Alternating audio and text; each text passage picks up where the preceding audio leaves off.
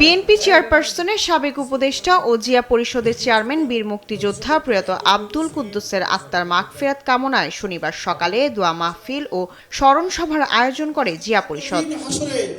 স্মরণ সভায় আমন্ত্রিত অতিথিরা আব্দুল কুদ্দুসকে নিয়ে বিভিন্ন স্মৃতিচারণ করেন। জিয়া পরিষদের যে প্রোগ্রামে আমরা ইতিপূর্বে ওনাকে বলে সঙ্গে সঙ্গে স্যার।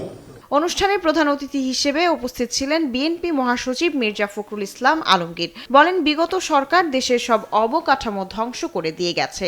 বিগত 15-16 বছরে ফ্যাসিস্ট আওয়ামী লীগ তৈরি করে দিয়ে গেছে যে সমাজটার তার সমস্ত যে এথিক্স, সেই এথিক্সকে হারিয়ে ফেলছে। স্থানীয় সরকার মন্ত্রী বলেন, জুলাই সনদের বিষয়ে জনগণকে বিভ্রান্ত করে জামায়াত দেশকে অস্থিতিশীল করার চেষ্টা করছে। জুলাই সনদ, আপনার সংবিধান, এগুলো নিয়ে বাহাদ হচ্ছে, তর্ক বিতর্ক হচ্ছে।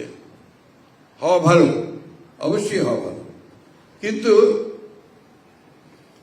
অপপ্রচার, মিথ্যা এবং রাজনৈতিক উদ্দেশ্যে এগুলোকে ব্যবহার করার চেষ্টা, এটা কখনোই ভালো হতে পারে না।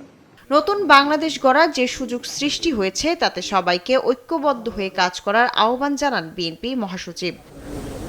শায়লা খান, দেশ টিভি, ঢাকা।